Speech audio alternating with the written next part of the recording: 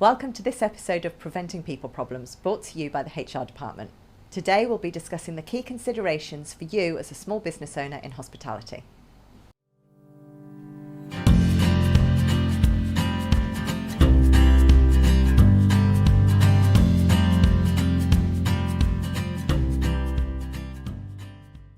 Hello and welcome to the Preventing People Problems podcast.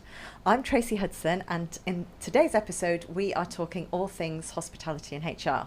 And today I've got with me two brilliant people, Deborah Spurway and Vickie Shears. Hello. Hi. Hello. Deborah, introduce yourself to everyone. Well, Tracy, I've been in the world of HR for probably 30 years. I'm delighted that 17 years ago I set up the HR department, took the big step forward, and throughout my years I quite like socialising, so I've worked with a huge amount of hospitality providers. You've got a tough life, Deborah. Tough life. Very tough, yeah. Trying out these beautiful restaurants, clubs and cocktail bars has been a chore. Yeah, and I'm sure you work really, really hard. Absolutely. Vickie, hi. Hiya. So my name's Vickie Shears and I work with you, Tracy. You do? And my background is 36 years in hospitality. In fact, last week I celebrated 36 years since I left home and moved to Cambridge at the age of 18. Oh, wow. To go and work in a hotel in Cambridge, a 4-star hotel. So my background in hospitality is predominantly restaurants, bars, 5-star hotels, luxury hotels. And in 2014, I decided to buy a sandwich shop in Deli in Leamington Spa, and ran that business for 5 years as a small business employer, so I can come at it from two sides of the coin. And you built an amazing business because it's got such a reputation still. Yeah, it has. So well done. It has. That's a Thank really you. good achievement. Right, so we're talking hospitality and HR. So Deborah, HR expert, what are the basics that hospitality businesses need to be thinking about? So, as with all types of businesses, you just need your platform of employment documentation, because that is what you will be basing your decisions upon.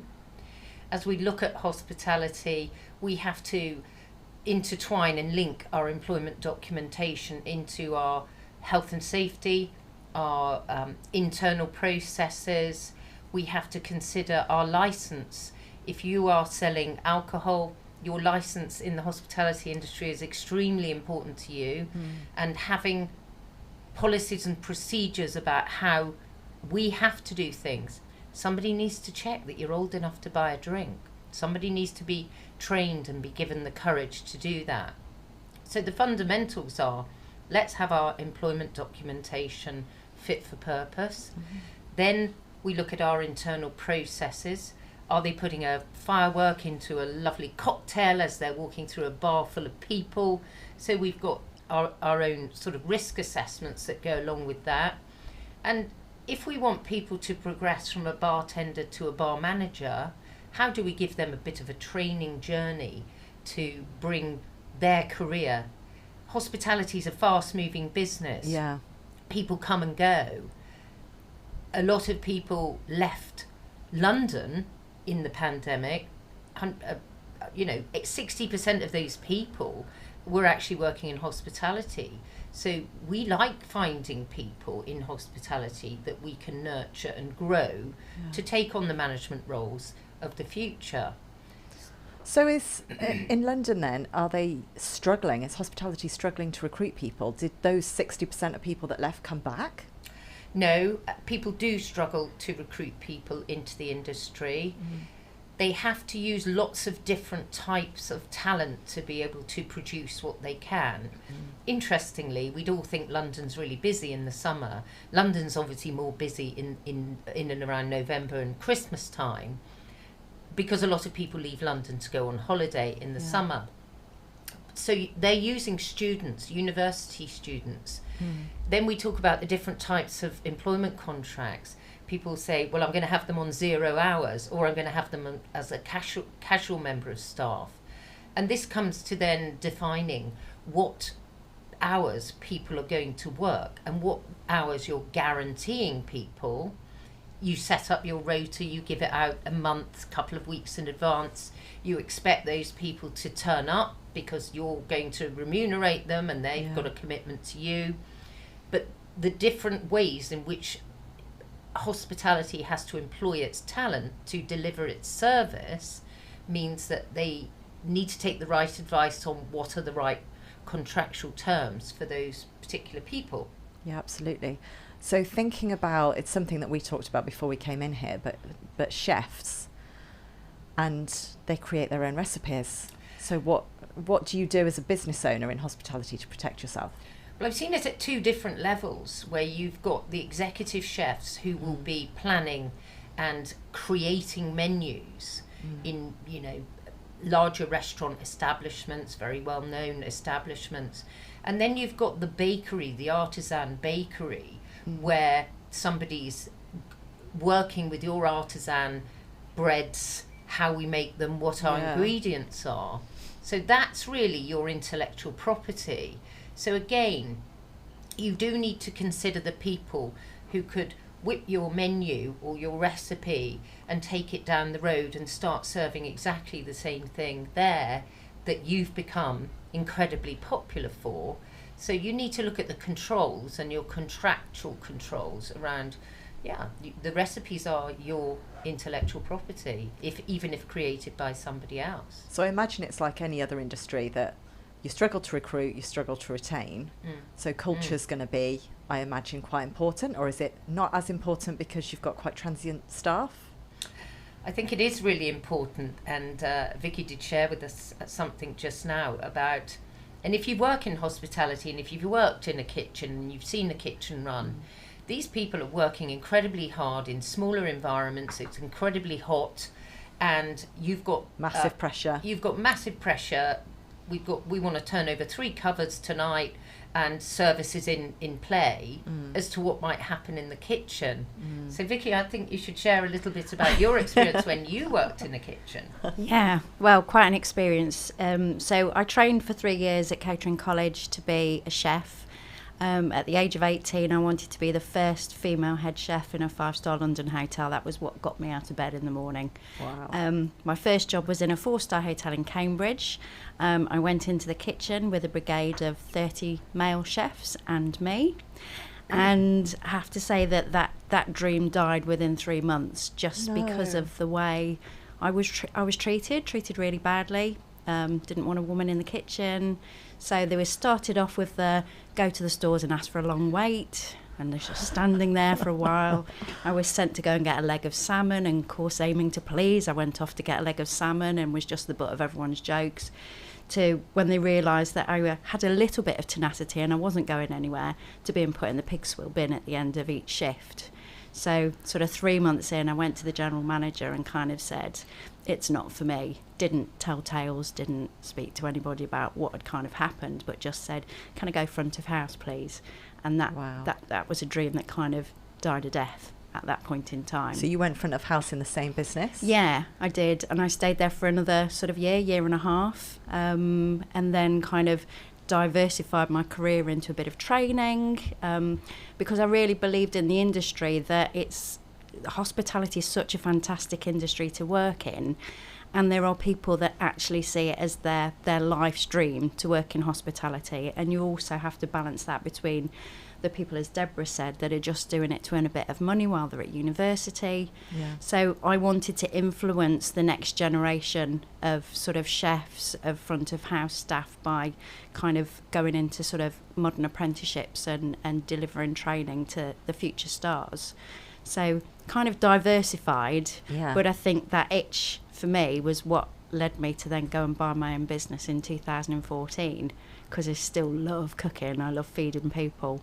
And when you were mentioning about the intellectual property rights, one of the things that I ensured when I sold my business in 2019, that the names of my sandwiches and the recipes for all the cakes and pastries I used to make were all kind of tied into that, and there was value in that information. And how your business was valued, okay. Yeah, because goodwill is one thing, but, they were buying everything. They were buying the brand and the quirky names of the sandwiches and, like I say, the recipes. So it does kind of link into what Deborah was saying. And you've said before, whilst you successfully sold your business, congratulations on doing that. I know you've mentioned to me before that you had a problem when you were selling your business. Yeah, I did. So I started off first year, I thought I could run it by myself, 7-day week. You know, you're preparing fresh food. When it sells, you've got to then remain at the end of the day to recook so you can open the next day. So making all my cakes and pastries. And I started to employ people, and I knew that I had to give people contracts, but I didn't want to spend the money on getting an HR professional to do that work for me. Yeah. So I think I've done what, when I'm speaking to business owners now, are doing right across the country. You either Google and download a contract off the internet, or you use one from a previous job that you had. And so I have to say that that's what I did. Kind of plagiarised another organisation's contract. And I never had any problems with the team. You know, I grew the team to 6 staff and they were all great. But when I came to sell the business and we started looking at TUPE transferring those employees over to the new business owner, they did the due diligence work, looked at the contract and said, why would we agree to 6 months company sick pay for somebody that's on an 8-hour contract? And I was like, oh, did I leave that in? So that did kind of bite me a little bit. And I have to say that cost me quite a lot of money to put that right, because we had to consult with the staff, we had to get them to agree different terms. Luckily, they were all amenable because they wanted to keep their job. But yeah, a lesson learned. And when I'm talking to business owners now about the services that we offer, it's really important to make them understand that it's not just about the here and now. You're going to have an exit strategy and you need to be thinking about that. So really important to get those foundations in place at the beginning. Yeah, brilliant. Good. Thank you for that. So still thinking about the basics, can we talk about tips? Because I know this is this is quite a key topic. It's been an interesting one from a sandwich bar, a cafe, where you go in and get a sandwich and you have a cup of tea and you leave your £1 coin on the side of your saucer, and then somebody puts it in a jar behind the counter, and then at Christmas they all share a little bit out amongst themselves. I think the key thing about tips, this comes into play when we're looking at service charge. So we go and we have a delicious meal and they put on their, say, 12.5%, and you go, yeah, that was good, I'll pay my 12.5%. So over the years, the service charge payment belonged to the employer, and they would share and distribute this amount, and they would keep certain amounts back for training and development and other requirements to assist and improve. Okay. So the HMRC don't receive national insurance on service charge, so it's separately done as part of people's pay, and this means that they will look and see that people are operating what is called a trunk system properly in their environments. And in 2023 there was gaining royal assent was the TIPS bill, which is TIPS bill 2024.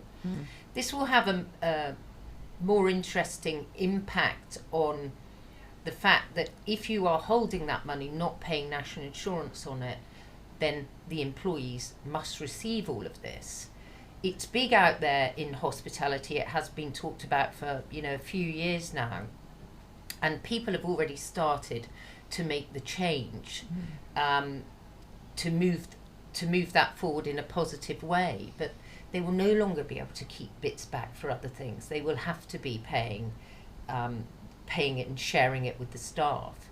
I mean, I've had, as we would know, people pay service, and we like the service that we've had and who's tended to our table, so we swing a bit of cash across to them. In hospitality, people still think that the employer can say you've got to share all of that. That's not right, because it's gone to that person. So effectively they should declare tax on what could be deemed as earnings, but it isn't until it's starting to be in a process that is being shared or divvied out. So the TIPS bill is more about the service charge and the trunks, more than having a cup of tea and a piece of cake and who gets the £2 coins on the side of the saucer that we might leave. Yeah. So it's an interesting factor, and employers in hospitality really do need to to have that right, because smaller hospitality establishments won't put service charge on. They hope people will get tips, but how are you actually sharing those tips out? Are you involved in that? Are you actually making those tips taxable and NI-able because you're taking it through a process that's not part of service charge that you would need to have a trunk master responsible for? And those in hospitality hearing this will understand that. But I mean, how does it, as you say, you know, you might tip somebody £20, £10, whatever it is, and you're giving it to a person. How does an employer know that they're receiving all of that cash? They shouldn't really know, because unless they've got a system in place, they wouldn't know. Have to declare it. They wouldn't know that. Yeah. So it's only the service charge, because it goes on to the credit cards. Not many people pay their bill in cash now, do they? No, that's true. And most people don't actually take cash now. Yeah. So, lots to be thought about, probably continually evolving, because it's not putting money into the coffers of the country if it's exempt from something. So they will take more notice to see that people are operating the systems properly. And structurally, thinking about business owners, managers, who is the person who is actually keeping on top of this stuff? Because there's so much, you mentioned licenses already, there's so much in hospitality for you to keep on top of. Who's doing that in smaller businesses? I get in chains, you've got layers of management that are doing this, but in small businesses, in independent restaurants, cafes, bars, how are they doing this?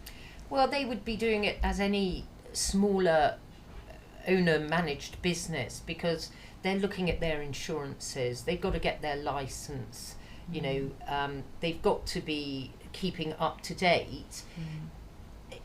Our clients are very fortunate, because I've got you. I've been dealing with hospitality for years, and I've certainly rolled it out to the teams and fellow people in the HR department. But I think, you know, they're lucky because you share what's coming, and I think the HR department, what we did in the lockdown, we were continually sharing what's coming next. And that's what we've been telling our clients about, you know, the service charge and the trunk. So we can only do so much. We've got a business mind, but, you know, they've got their business plans and what they've got to look at. But I would like to, if I may, just move on to, you know, who is in charge of all of these things. So generally you'll get a business owner, then they'll put in a manager or general manager. And then there'll be assistant managers, there'll be restaurant managers, there'll be bar managers, you know, as you go up the scale for a larger business. And I think what employers should consider is giving people the right tools to undertake their job. It's fast moving. It's the middle of service. We've got you know, customers complaining. We've got the chef bit hot-headed, you know, things aren't going so well in the kitchen. So we've got a lot of pressure. Something happens. How do we deal with something that could be a problem to us employment-wise? It's not the right time to do it then. So what we do for certainly multi-site hospitality is we run something called HR Essentials Training. It's a half-day course, and it gives all of those responsible for people who are on the coalface in the delivery service time, the hot-headed time, the tools to be able to know how to diffuse situations, what they can and can't do and say in certain scenarios, which means that's protecting the business and potentially the license at what could be midnight to 3 o'clock in the morning. So I think if I was a business owner, I'd certainly be looking at how you give roles and responsibilities to people in the environment in which they're working, and make sure that you've given them some training just outside of how to make the cocktails. Because I imagine there's loads of conduct issues. I mean, you get conduct issues with employees in every business, but in hospitality, there's got to be, I mean, there's A There's lot of so alcohol. much that goes on. Tell us everything, Vickie. There's so much that goes on. We've had a really busy shift, let's stay behind and let's all have a drink and that kind of thing, and then that becomes the norm. So then that becomes something that isn't supervised by a manager, and then you've got staff going behind the bar and helping themselves. And I've worked in an environment in hotels where we had live-in accommodation, so we had a staff house which was sort of a mile down the road. There was 8 of us that lived in there, and there were You times were one of them? I was one of them. Oh, okay. Naively one of them. Kept myself to myself very much, but there was a lot of late night parties, there was a lot of drinking, there was a lot of drugs because of the passion, not the passion, the pressure on people that are being asked to do more. Right. We used to call them AFDs. I won't say what the F stands for, but it's all day. An AFD shift is an all day shift. And you might be rotated on those constantly, Monday, Tuesday, Wednesday. Oh, you're down Thursday, Friday. We're in desperate need of someone. Can you come in? So before you know it, you've got a workforce of really sleep-deprived, hungover staff that are actually really struggling. And the employer can, on occasion, just turn a blind eye.